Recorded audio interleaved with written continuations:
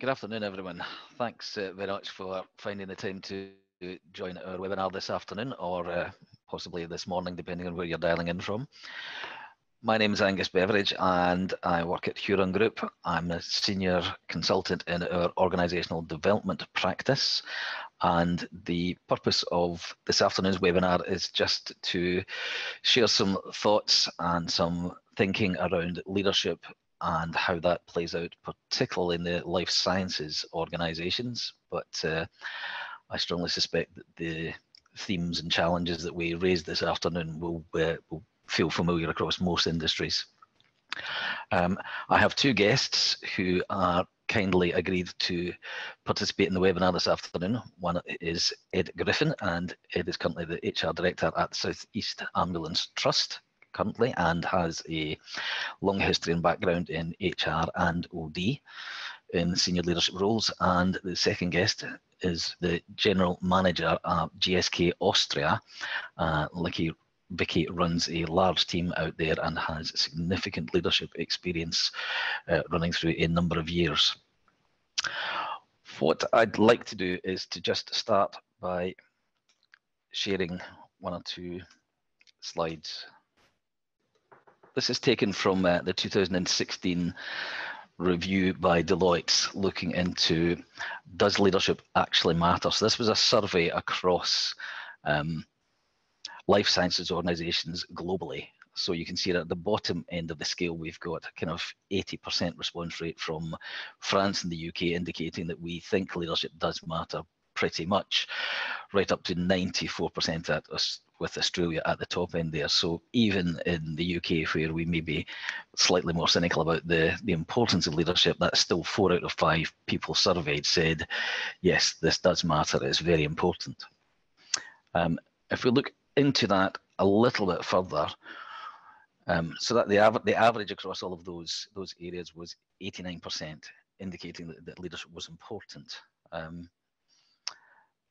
What's slightly disappointing is that in the same survey, the numbers came out that only 7% of companies believe that they are excellent at developing millennial leaders.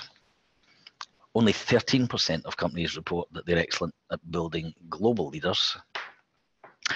And 14% describe themselves as strong at succession planning.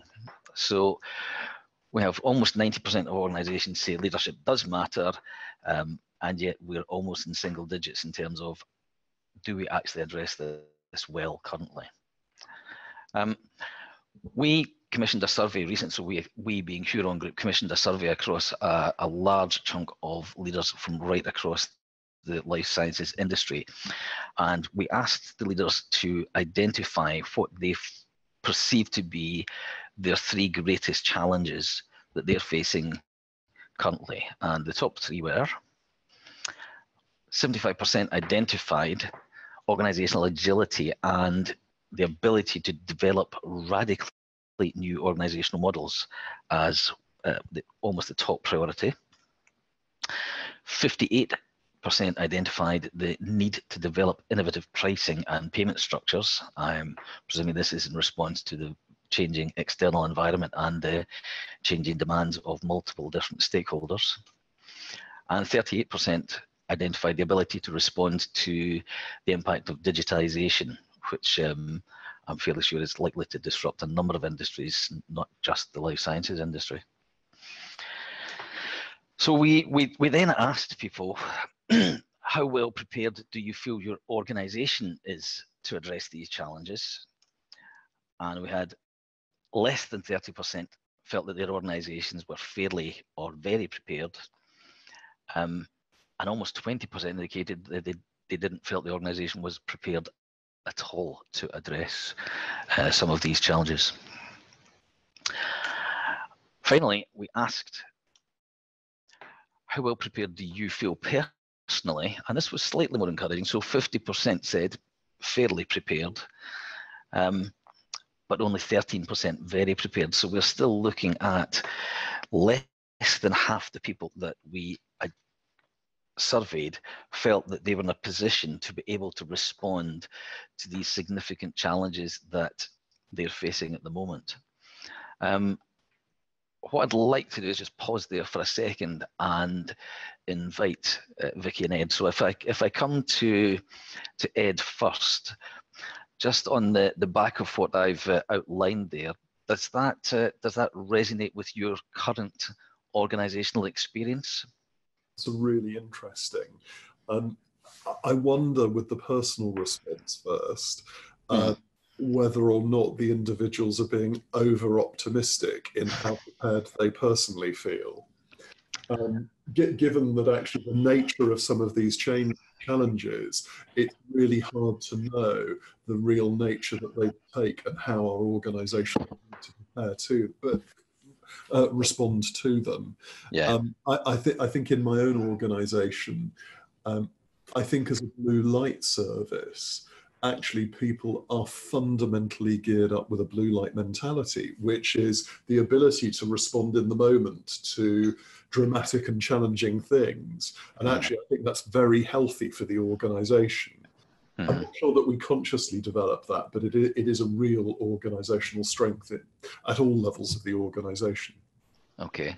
And are there any negative consequences of that behaviour then? I think the potential negative is then less focus given on being strategic. Right. So strong tactical focus, not necessarily as strategic. Yeah, and I think the health service as a whole suffers at times from that. Vicky, I just same question to you. Does that, what we've outlined, does that resonate with you? And if so, what do you think might be sitting underneath that? I think I've probably got the completely inverse situation to Ed in the pharmaceutical market, where drug development, etc., takes a long time, and I think it's certainly not a blue light mentality.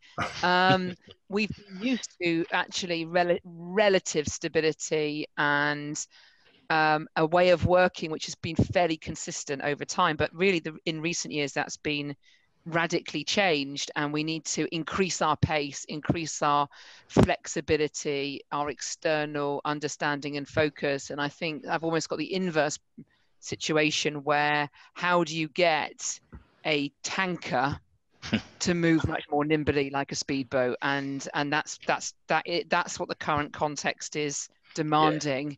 And that's the challenges that we're facing of really trying to turn a super tanker. Okay, so it just it's a very personal question. How well prepared do you personally feel to be able to address that challenge then? I think as a leader, I think I've got the skills to do it, but I definitely don't have all the knowledge to deal with the current context, the current challenges, and the way of working. So, you know, a leader that believes that he or she should know everything and have all the skills themselves, I think you're going to struggle. I don't believe I do need to know everything, but I certainly need to find people or be able to access people who can help me navigate through some of the things. What I've grown up with in the pharmaceutical industry and what I've known is not what I'm going to need going forwards. And I think you need to be very conscious that you don't need to be the leader now who knows everything, but you really need to be able to find people who can help you and inspire them and etc. to kind of join that journey. Yeah, I think that's really interesting. That's predicated in the kind of historical construct of what leadership is, the great man theory. You know, you need to be bigger, stronger, more intelligent, more capable, knowledgeable than anyone else. But thankfully, I think we're probably moving beyond that way of viewing leadership and the world in general. Okay, so thanks very much, guys. I've got one or two more slides to walk through, and then hopefully we can open the conversation back out again, because that's pretty much where I'd like to be, is to get into some kind of discussions here around what we're talking about. So there's a little bit of background. I thought it'd be useful to just have a look quickly at the evolution of leadership thinking over pretty much the last 100 years, so we understand how we've arrived where we are currently. So we start off in the classical management thinking with people like Max Weber, who was the original designer of the bureaucratic organization. You have F.W. Taylor, who was famously the inspiration for Henry Ford's production line. So that was scientific, very mechanistic view of the world and management. And then you have Henry Gantt, who I'm sure almost everyone who's dialed in will have come across at some point in their life. It might surprise you to know that Gantt charts were originally thought of in around about 1910. So it's an idea that's been around for a long, long time. And the fundamental challenge for organizations at this point in time was, how do we industrialize large groups of people, and how do we organize them in ways that they've never done before? Because prior to that, it was sort of craft industries that dominated the landscape. So our thinking evolved as our societies have evolved, and we move through into some of the thinking that came through from people like Mary Parker Follett, who was one of the first to start talking about the kind of formal and informal aspects of organizations. So we have Weber's bureaucracy and the organograms and hierarchies and the organizational design. And what Mary Parker Follett was really interested in was what runs parallel to that in terms of the social elements of organizational life and the ways in which people connect there. We also have Elton Mayo, who was involved famously with the Hawthorne work, looking at the environment and how changes to the environment have an impact on productivity. And you have possibly the grandfather of social science, Kurt Lewin, who many of you will have presumably heard of previously. So Lewin developed the unfreeze, move, refreeze model of organizational change. He was also the founding father of action research, force field analysis, and he was one of the very first to study leadership climates specifically. And then Warren Bennis, who for me is someone who kind of connects this way of thinking into where we move to next, which is right up to date into modern management and leadership thinking, which is predicated on systems and organizational humanism. So you have Katz and Kahn, who looked at the social psychology of organizations, Peter Senge, who wrote the Fifth Dimension book, and then based in the UK here we have Ralph Stacey, and he's done some really interesting research on the parallels and what you can learn by looking at organizations through the lens of chaos theory. So we've started at the beginning of this journey in a very kind of command and control, predictive, cause, effect, rational way of viewing the world. And over a period of time, our thinking has evolved to looking at, we've got to almost the opposite end of the spectrum there, where we're looking at organizations through the lens of chaos and complexity. And that results in some significant challenges for organizations and for people leading them. And I think this is kind of what Vicky was alluding to in terms of not having that belief as a leader that you have to know everything, you have to have all the answers, you have to be the central point of call for anything and everything in your organization. What I'd like to do is share a framework, a way of understanding the context within which we operate as leaders that I've used with a number of groups over the years, and the feedback that I've had from almost everyone universally is that this is a very helpful framework for helping think around what's actually going on. So it's called the Carnival Framework, and it's a framework that helps identify the context within which leadership is happening. It helps understand complexity, and we'll have a look just in a moment about how it defines that and what the suggestions are about what we do with that.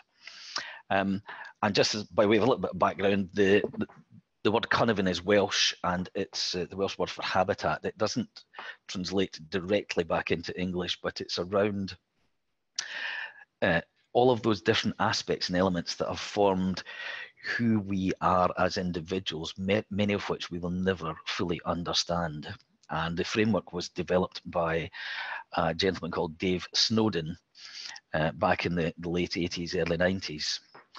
So the framework looks at excuse me, 4 different contexts within which leadership needs to be enacted. So we're looking at simple. In the simple context, we have the known knowns. There is clear cause and effect, repeated patterns. It's in business language, these are the no-brainers. These are the things that where we have multiple instances of exactly the same thing happening. This is what SOPs are written for. We know what the issue is, we know what we need to do with it, and we simply have to get on. In a complicated environment, there are some unknowns, but we largely know what those are. Cause and effect is discoverable, but it may be that it's not quite as obvious. And in a complicated arena, there's more than one potentially right answer. So something that would be complicated would be building an aeroplane as an example, because there are many, many different elements to that, but it has been done before. There are different types of plane you can build, but we know what we're dealing with and pretty much how to go about that. Complex, this is where we take a siege. This is where the world takes a bit of a change. So this is where there are unknowns. This is typified by high level of flux and unpredictability, higher levels of ambiguity. There are lots and lots of potential ideas, possibilities around what you could or should be doing, but there isn't a discernible cause and effect. And then when we look at chaos, there is actually no cause and effect at all. It's exceptionally turbulent, and you have to make lots and lots of decisions very, very quickly. So that's the context.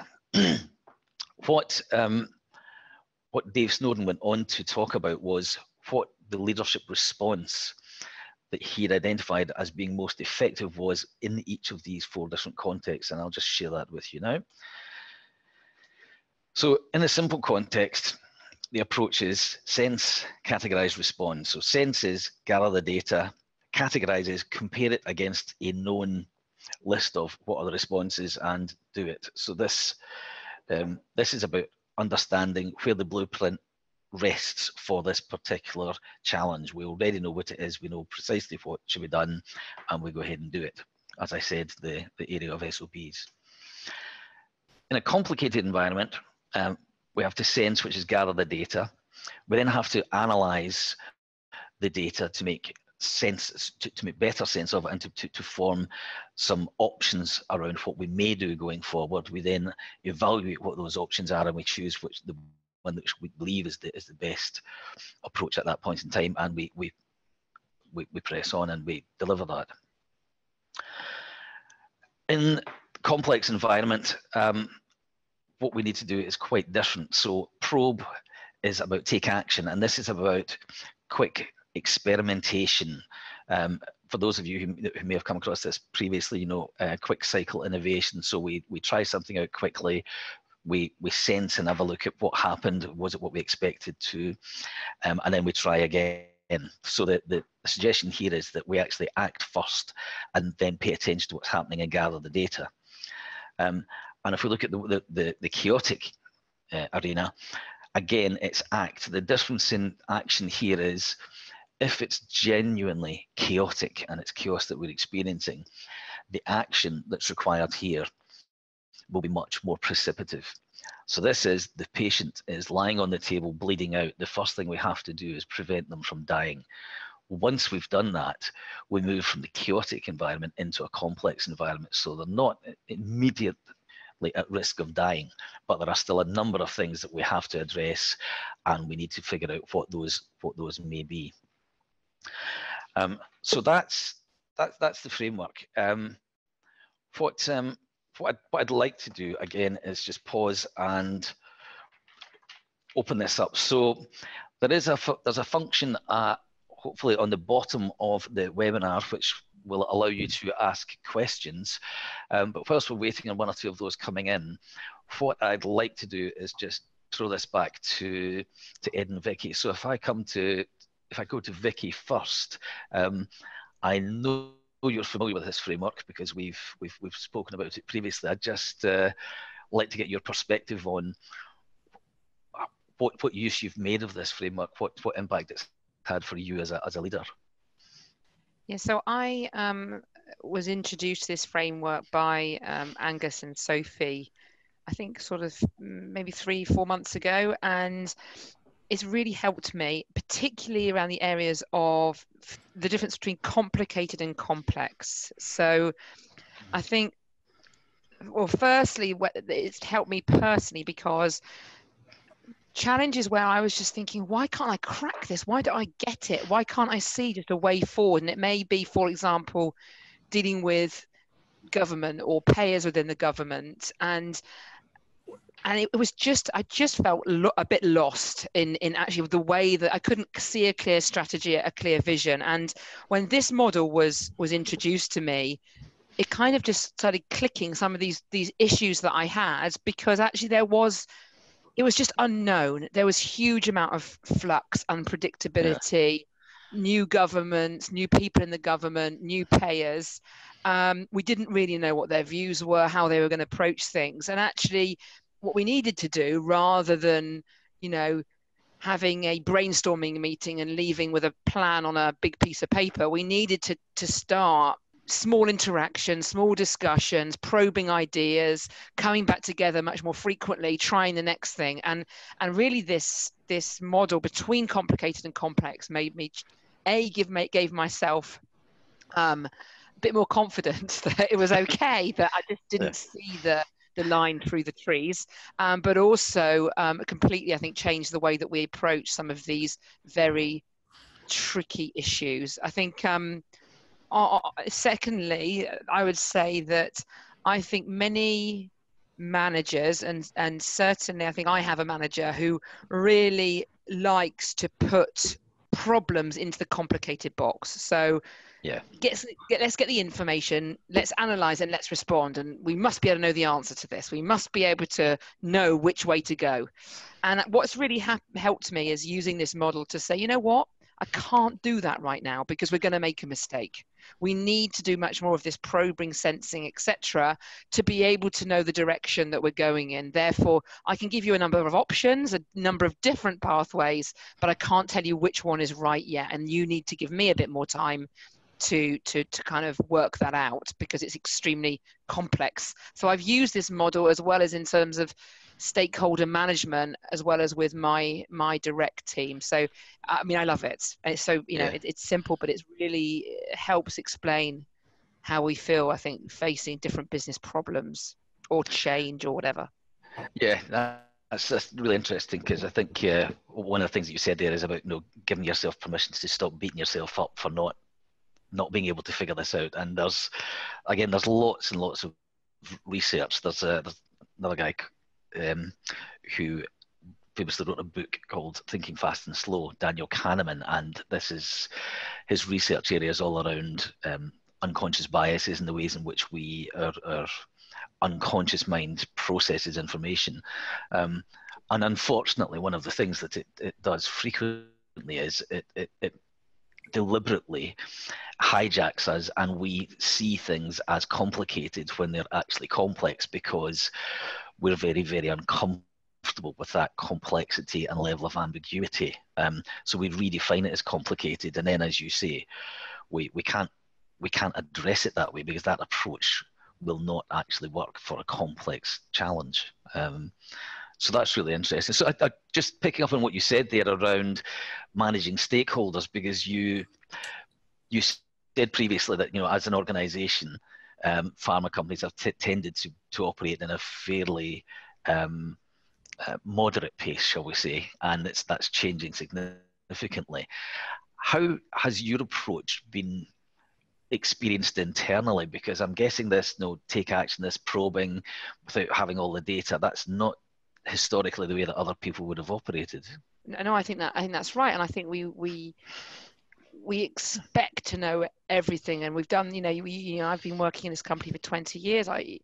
Surely I should know what to do, and I think you need to signal why a problem is complex, Right. And therefore wise stakeholders of other people or yourself should not expect a complicated approach to it. You know, I think you need to talk about the unknown unknowns, why it's in flux, why we're not quite sure, not just because we haven't done our job and gone out and sought the information, but that there is moving pieces and uncertainty, but also signaling the point where you feel we can move back into a complicated or possibly simple problem or situation. Yeah. So I think it's really useful to use some of the language that's just highlighted on this chart, and I think that you used with us as well, Angus, to pin where we are at different stages, and that at some point it will move.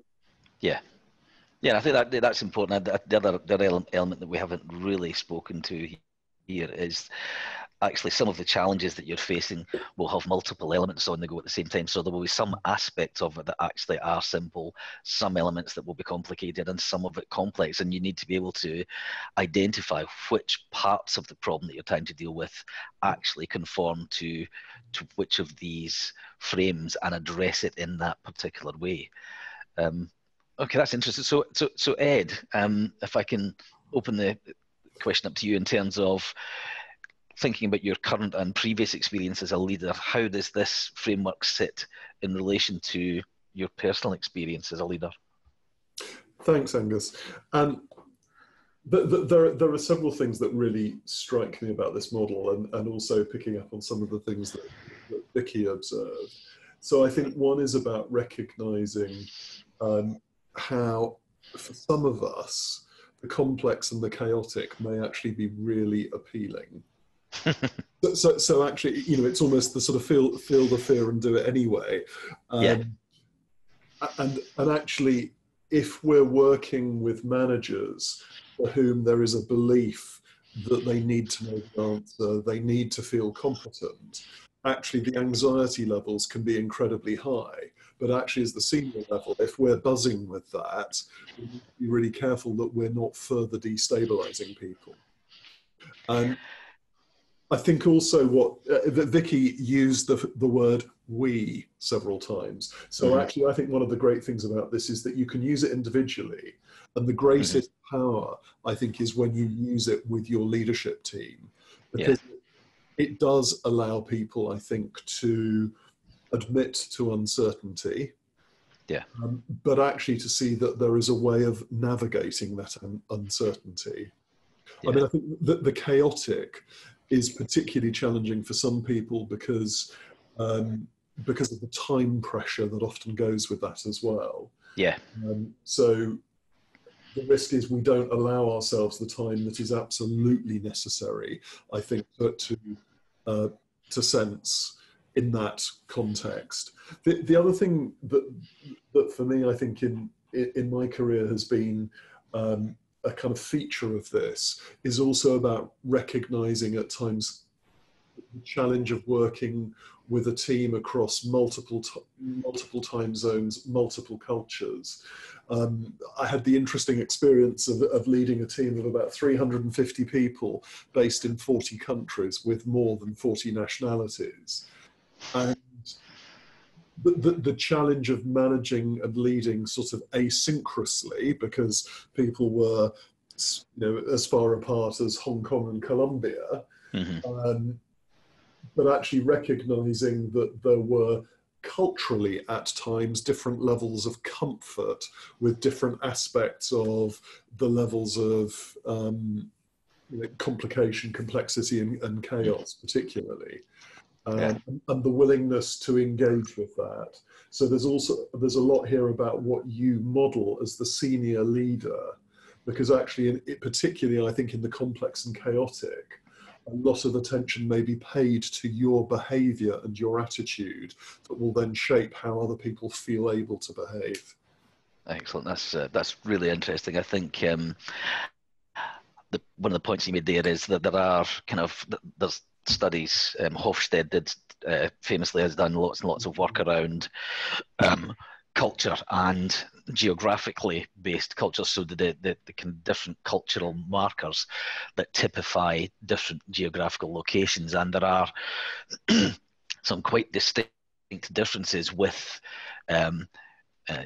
national cultures and their comfort with things like the level of ambiguity, the amount of hierarchy or the deference to hierarchy that's paid. So that's a really, really interesting point that you make there around the shadow that the leader casts and the way in which you behave, giving other people permission to behave in a different way as well.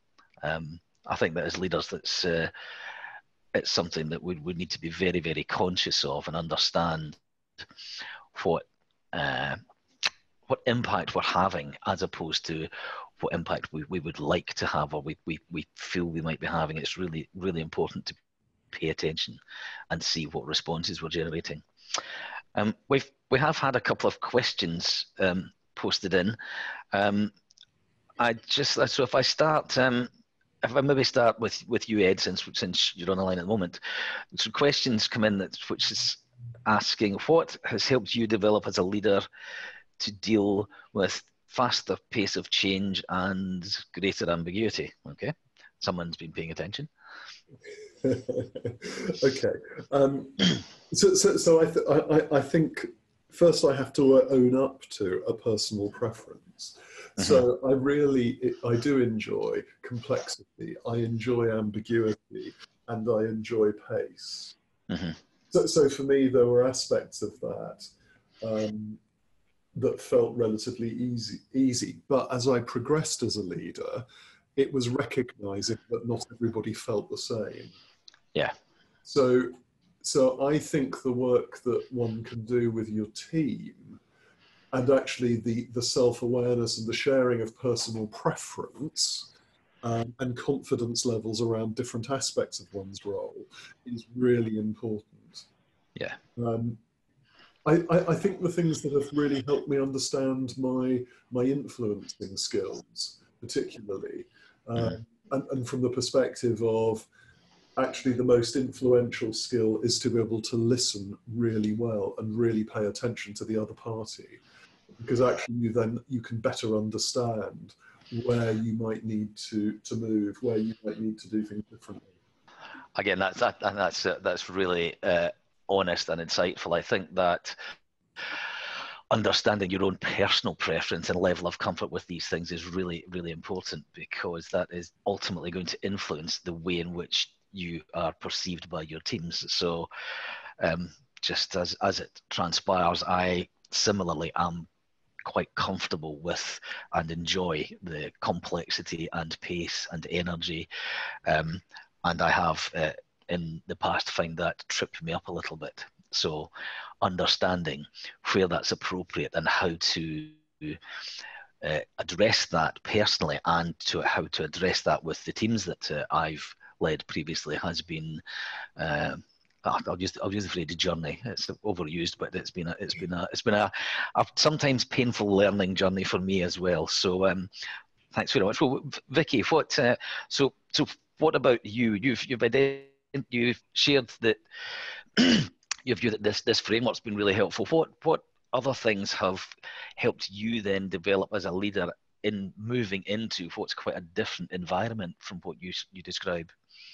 Well, I think many of the things that Ed mentioned, is critical. I think I would add that you do need to understand it in a lot of, in a significant level of detail, what's going to happen to different members of your team in a complex or crisis situation, and kind of understand, because they may not be. I really love a very complicated, chaotic, quite know what to do, let's work it out situation. But I have, for an example at the moment, a member of my team who just will avoid that at all costs, and so I think that in a way you won't be able to understand your team in the moment, because you will have a stress level of yourself and you'll be maybe getting frustrated. And I think you've got to know in advance, in a way, how your team members are going to respond, particularly in a relatively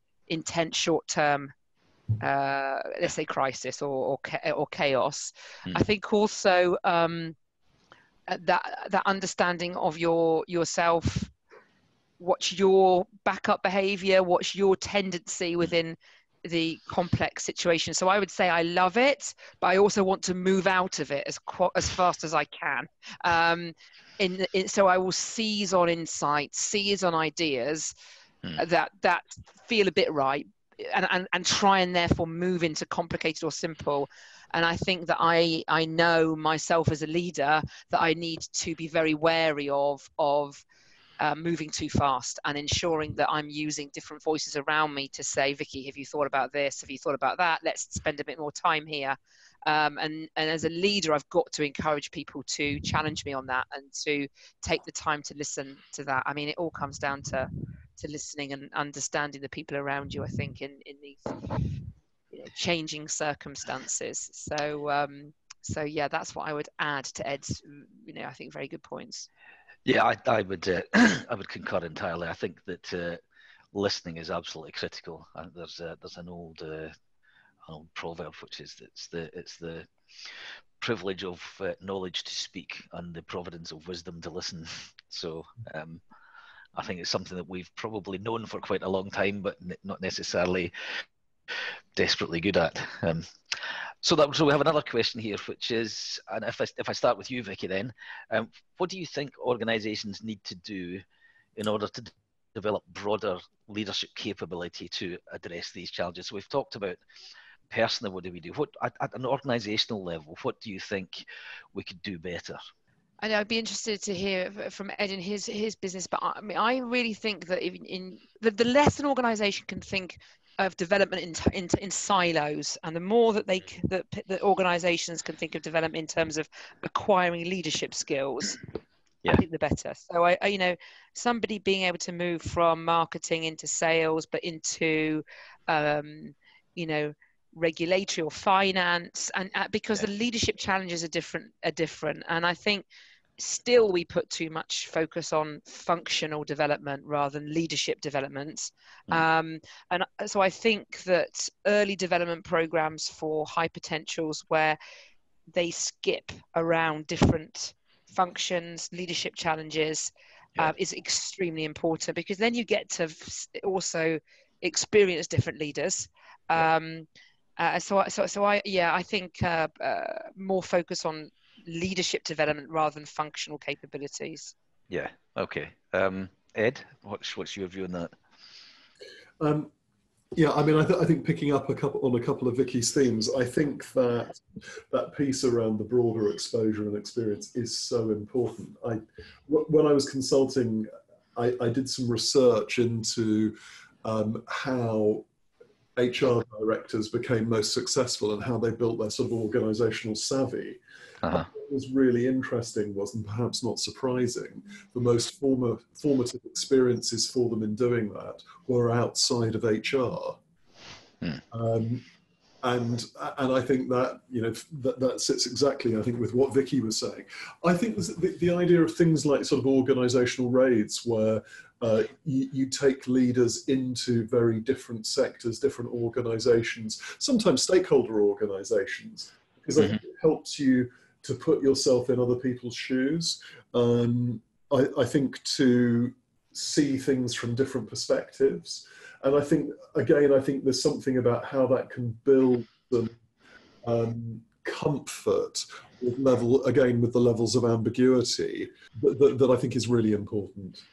And I think really looking at how do you help to encourage your leaders to be curious and to be active learners. So there is something about the range of opportunities that you provide for people and encourage people to use and to share and collaborate. Yeah.